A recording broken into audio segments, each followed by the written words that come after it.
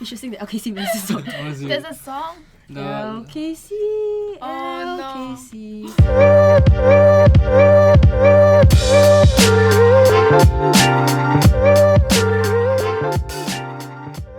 Hi everyone, welcome to the first episode of the Hey LKC podcast series. We'll be talking a bit about our lives here as medical students in LKC. So for the first episode, we'll be talking a little bit about our curriculum structure and our syllabus here in LKC itself. So my name is Jerome Tan, I'll be your moderator for today, and with me I have a bunch of M1 to M4 students. Hi, my name is Te Xuan. I'm currently an M1 student. Hi, I'm Xing Tian and I'm an M2 student. I'm Shu Xin from M4. Okay, so Te Xuan, as an M1 student, you just came to med school this year, right? So for the viewers at home, could you elaborate a bit about how the transition has been? I think it's been a very enriching journey because I get to learn about new things each day.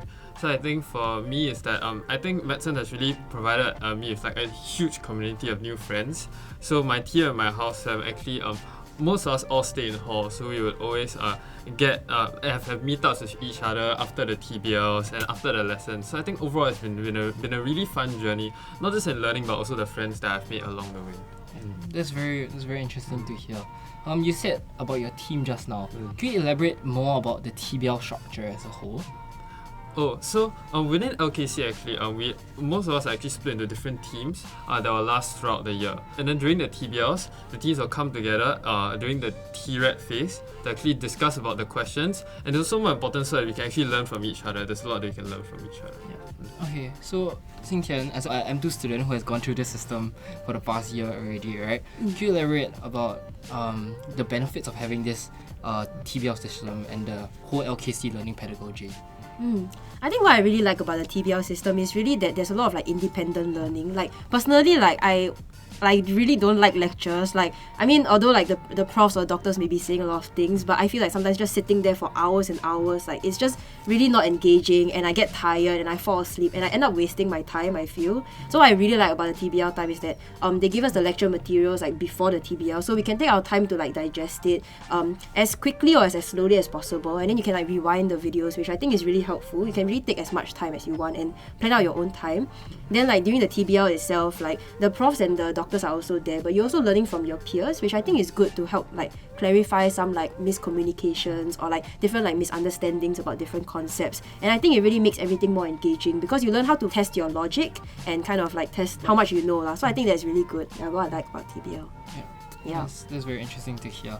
As an M4 student, how do you think the first 2 years of your IRA and TIRA sessions has benefited when you've gone into the clinical setting? Okay, so I'm halfway through M4, so it's been like a year and a half since any TBLs. At least from like pre-clinical years to clinical years, what changed a lot was how you approach a patient. So I think in the first 2 years, because you're building up on a lot of content, a lot of it is very foreign, especially when it comes to the application exercise.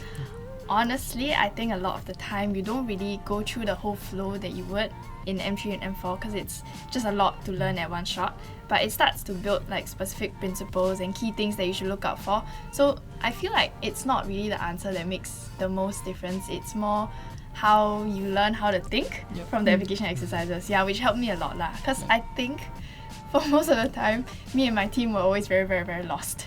Like especially once it comes to the AE, especially in M1, like there's all these things that you learn in theory, but the moment you see or read a case about a patient, you have no clue what's going on because it's all in, like you haven't seen enough things to get a bigger picture and a bigger idea of what's going on. So you only like take note of the details, which doesn't matter as much after a while. So I think actually it's very helpful also to communicate your ideas because it really tests your understanding as opposed to like just like rote learning, root memory. And just memorizing because like Anki and notes and everything, it's good for like content recall but not so good for conceptual understandings. So I think TBLs really helped me with that. So it sounds like TBL has been very fruitful for all of us, right? Yes. Very fun. Okay, so right now our TBL sessions are held in either CSB or EMB, where the whole batch of 150 to 160 students will come down for each TBL session, and you get to intermingle and talk to your friends and it's just a massive like social gathering also. So you can find out more about people and make new friends. Yeah. Moving on, we'll be talking a bit about the TBL structure here in LKC. So each TBL team is made out of 6 students in the M1 and M2 years, and when you go to your clinical years, you'll be split up into groups of 2 where you and your buddy will supposed to finish the year together. So in a TBL team, they're made out of introverts or extroverts. So can I ask, are you an introvert? Personally, I'm more of an introvert. Okay. How about you? I'll consider myself an extrovert. Okay. How about you? I think I swim between the extremes, so pivot and pivot, I guess. Okay. Okay. So I guess we have quite a good spread here, right? So in a TBL session, what are your opinions on like who leads the conversation in your team specifically?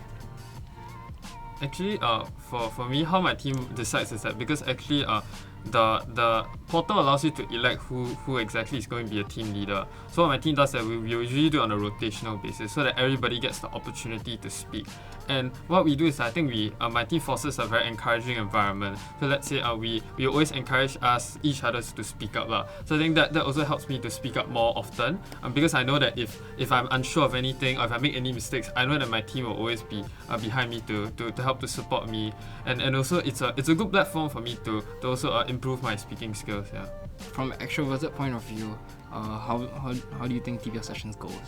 I think like same for tertiary because in the portal you can choose a leader, right? So we also take turns to be a leader, and I mean my team has a mix of like introverts and extroverts, and I feel like it's up to the team members also to kind of like foster like a good sense of like just hearing each other out. I think like maybe at the start of the team like you don't really know each other. Some people may dominate, some people may stay a bit quiet, but then I think as the year goes you kind of like know each other's styles more, so then after that everyone gets a chance to speak. Anyone who's a leader, their responsibility is really to just try and foster like good discussions and allow like everyone to have a say, and make sure that everyone's on the same page and that everyone has a chance to speak out. Yeah, as an extrovert, I won't say that I'm really like dominating the conversation. I mean sometimes if I'm not super familiar with the content, I will tell myself, okay, maybe I shouldn't speak too much.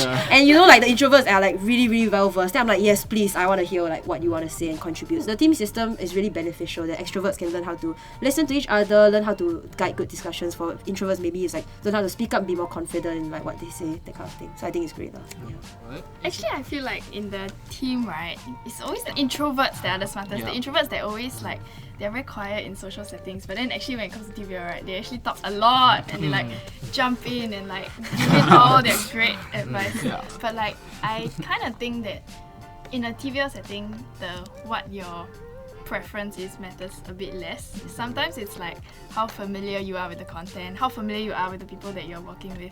So I think what helps is that in a safe environment, you don't feel judged to say whatever you think. Especially when like things get a bit more complex and it's not just like something that you can Google. I think it's very good to hear different people's opinions. Okay, from our conversations here, I think we can tell that being extroverted or being introverted or even being ambiverted really does not have much of a difference when you come to LKC. In LKC, we all work as a team and 6 of us have to work together to solve the problem itself.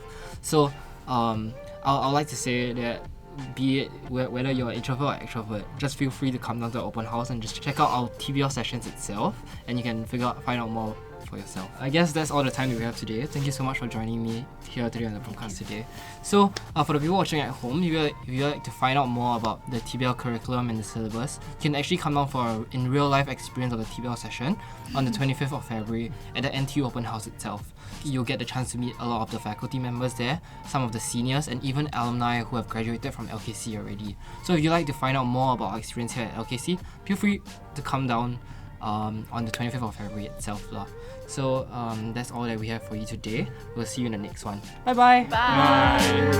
Bye.